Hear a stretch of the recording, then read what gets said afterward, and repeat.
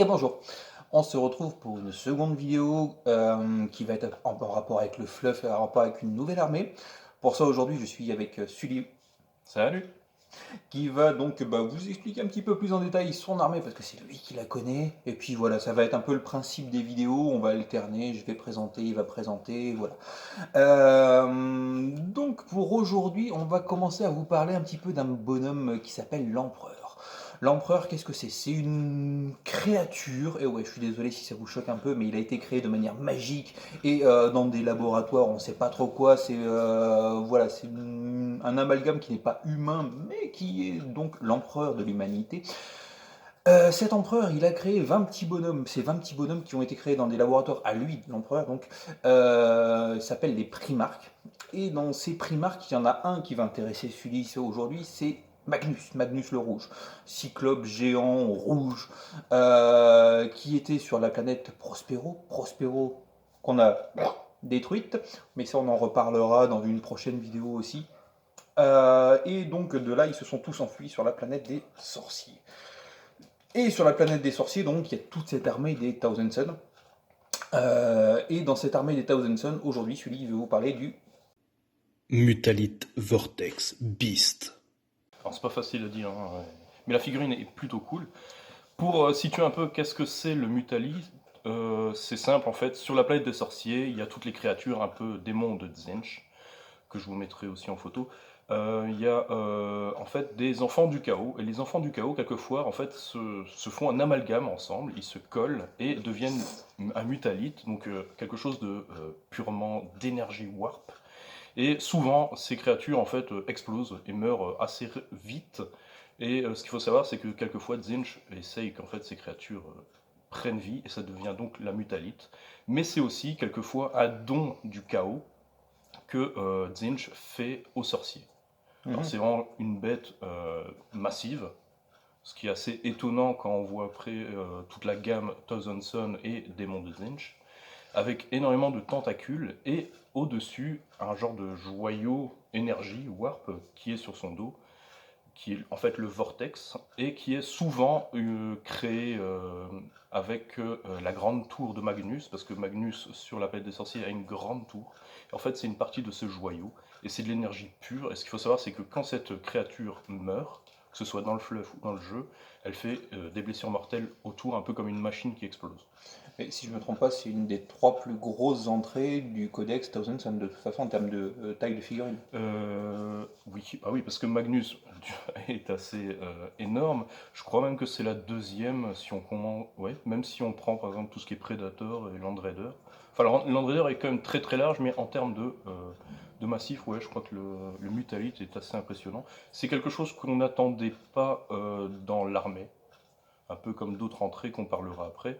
Moi j'ai trouvé ça assez cool quand ils l'ont annoncé, parce que c'est quelque chose qu'on voyait que dans AOS. Enfin moi je l'avais Mhm. découvert dans AOS, dans le bouquin du chaos, et elle me faisait déjà de l'œil, et là quand j'ai vu qu'elle était là dans le codex Thousand Sun, même sans les règles, je me suis dit bon, j'en ai acheté une. C'est ce que j'ai fait tout de suite. Et étonnamment, d'ailleurs, le Mutalite n'est pas présent dans le codex démon. Ouais. Et ce qui est marrant, c'est qu'ils ont fait une différence, c'est que chez les Thousand Sons, donc sur la planète des sorciers, c'est des enfants du chaos qui se collent et qui créent ça, et c'est des sorciers aussi. Que en fait, quand on regarde dans AOS, Mhm. en fait, on parle pas d'enfants du chaos qui Ça, se coltinent. on y reviendra quand on sera sur le côté AOS. Alors, qu'est-ce que tu as d'autre à nous dire un peu sur ce Mutalite? Alors, le mutalite, en termes de règles, on va parler un peu en termes de règles, c'est quelque chose qui bouge à 8. Alors, c'est un profil dégressif, hein, ça bouge à 8. Ça a une CC de 4+, ça a une CT de 4+, donc on est un peu dans tout ce qui est machine démon. À peu Ouais, près, c'est assez moyen. c'est assez moyen. Ça reste une force de 7, une endu de 7, ça reste avec 14 PV, Ce qui en fait un gros sac. voilà. 4 attaques en full vie. On reste sur du Zinch, hein. Donc C'est pas... les attaques deviennent dégressives. oui, les attaques deviennent dégressives aussi. Ok. Un commandement de 7, bon après il est toujours tout seul, ça change Ouais. pas grand chose. Une sauvegarde à 4 et une sauvegarde en invulnérable de 5+.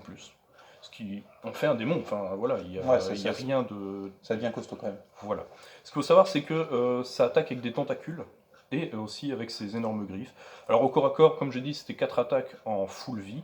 Ça reste avec une PA pour les tentacules de -1 dommage, et on effectue 3 touches au lieu de 1.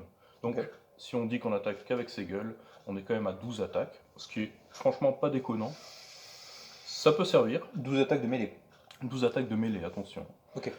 Ou alors c'est les énormes griffes, là on a PA -2 et 2 dommages, si on veut plutôt faire du fixe. Voilà, après chacun fait un peu comme il le sent. Et donc ça c'était de tir.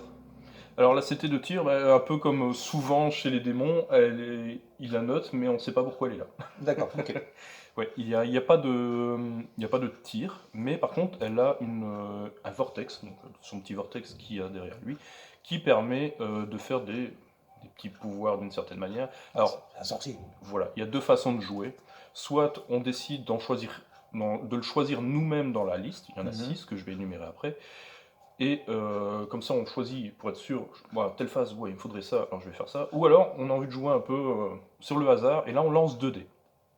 Ce qu'il faut savoir, c'est que pour générer ce pouvoir, en full vie toujours, on doit lancer un dé, on doit faire 2 ou plus. Donc en fait le 1 annule un peu ce pouvoir. Alors enfin chacun joue à sa manière, mais ce qu'il faut savoir, c'est que chaque pouvoir qui pourra venir sera intéressant que pour une certaine phase. Par exemple, si on lance et qu'on arrive à faire le numéro 1 éruption warp, chaque unité ennemie à 9 pouces ou moins de la mutalite subit aussitôt une blessure mortelle. Alors c'est quelque chose, déjà, elle ne tire pas, elle doit aller au corps à corps, mais on ne sait pas vraiment où elle se situe dans le jeu pur, et donc elle doit déjà avancer. Donc c'est le genre de pouvoir que si tu le lances en T1, ça sert à rien. Ouais, ok. Le deuxième, poussée du chaos, choisissez une unité de Tzeentch. Alors ce qu'il faut savoir, c'est que quasiment tout Nantozanson, si je ne me trompe pas, est Tzeentch. Donc ça peut toucher tout le monde. Quelle surprise. Voilà. À 9 pouces de cette mutalie, et on ajoute à la caractéristique de force 1 en plus. Alors ça peut être intéressant si on joue énormément du démon, par exemple du Dzangor. Ouais. Tu rajoutes quand même 1 à leur force. Ils sont force 4, ils passent 5. Donc là on commence à taper du Space Marine déjà un peu plus facilement. Mais en T1, ça sert encore une fois un peu à rien, parce que on est souvent trop loin. Ouais. Quoique, il y a des tricks, hein, attention. Si on lance et qu'on fait un 3 flux temporel, choisissez une unité de Tzeentch de votre armée à 9 pouces ou moins de la mutalite, et vous pouvez relancer les jets de charge ratés pour les unités à ce tour. Et si l'unité est déjà à 1 pouce ou moins d'unité ennemie, elle combat la phase de combat comme si elle avait chargé à ce tour. Ok. C'est toujours un petit bonus, on évite de l'avoir au T1. Quatrième pouvoir à toucher éphémère, choisissez une unité de Tzeentch de votre armée à 9 pouces ou moins de la mutalite, et améliorez de 1 la PA de toutes les armes de mêlée. Encore une fois, ça peut vraiment être intéressant sur du Dzangor. Ouais, enfin là pour avoir des 4, il n'y a rien qui Il n'y a toujours rien pour le T1. Voilà, ok. Cinquième, Maelstrom de démence, choisissez une unité ennemie à 9 pouces ou moins, réduisez de 1 sa caractéristique de commandement. Ça ne sert toujours rien au T1. Ouais. Et réduire le commandement, bon, c'est pas très foufou. Sachant qu'il faut l'avoir décidé en début de tour, donc planifier que tu vas te prendre un truc dans le nez sans le savoir. Ouais, ok. Mais bon, ça peut être intéressant, très intéressant, même sur la suite de la bataille. Voilà. Faisceau d'irréalité, jetez 3 dés pour chaque jet de 4+. Mhm. L'unité ennemie la plus proche à 18 pouces ou moins, donc là on est déjà quand même un peu plus large, subit une blessure mortelle. Ok. T1, ça sert toujours. Allez, Oui, non, non, voilà, bon, ok. Et c'est pas foufou non plus comme. En comme gros, bonus. c'est pas une unité qui tire au premier tour. Voilà, alors, voilà, c'est vraiment ça. Ce qu'il faut aussi savoir, c'est que si par exemple vous êtes réduit à 7 PV ou moins, c'est-à-dire la moitié de sa vie, toutes les portées que je viens de citer sont doublées. Ok. Donc là, par exemple, le faisceau d'irréalité avec les 3D qui étaient à 18 pouces, c'est une bulle de 36 pouces. C'est déjà un peu plus intéressant. Mais donc, il faut déjà avoir pris des dégâts. Ok. Moi, le seul intérêt que j'ai de cette figurine quand je la joue, c'est de la jouer avec des Dzangor pas loin, et de choisir moi-même le bonus, et généralement, je leur donne le bonus de +1 ou à la PA. Ce qui est déjà un peu plus intéressant. On est quasiment au corps à corps, on va charger, les Dzangor ont des bonus pour charger, et en plus, ils auront +1, ce qui passe généralement leur PA, si on les met en full arme, à PA-2. Ouais, ça devient quand même Ça te fait des troupes très solides. Voilà, ça devient un peu plus intéressant. Ou alors, bon, bah, si on veut castagner d'une autre manière, parce qu'on sait que la PA va servir un peu à rien, on leur met plus en force. C'est chacun choisit. Et après, donc, comme j'avais expliqué aussi, c'est que cette figurine explose. Donc c'est l'explosion Warp. Si cette figurine est réduite à 0 PV, jetez un D6 sur 6. Ceux qui sont, donc les figurines qui sont proches d'elle, sont touchées par de cuisantes flammes de Warp. Et toutes les figurines à 6 pouces d'elle subissent des 6 blessures mortelles. Ok. Voilà. Ok, bon. Ah bah écoute, après ça reste une unité qui est intéressante.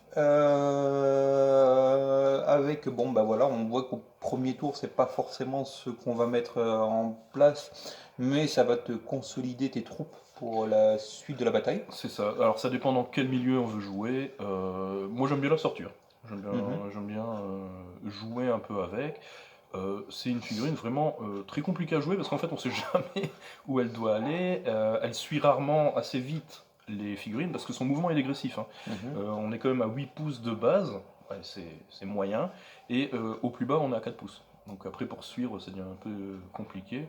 Le seul truc elle, qui est intéressant, moi je trouve, c'est quand elle va bientôt mourir, c'est vraiment essayer de la jeter sur un paquet et être sûr qu'il la rase, et essayer de faire un 6 pour qu'elle explose et que là elle fait des gros dommages. Ouais. Bah, ça reste le principe des tout ce qui est monstres, etc. Donc ouais, non, c'est très intéressant. Bah voilà, c'était notre deuxième vidéo de présentation. On en fera d'autres, on va en prévoir encore d'autres, et donc bah écoutez, on vous dit à bientôt. Ciao, ciao. Salut!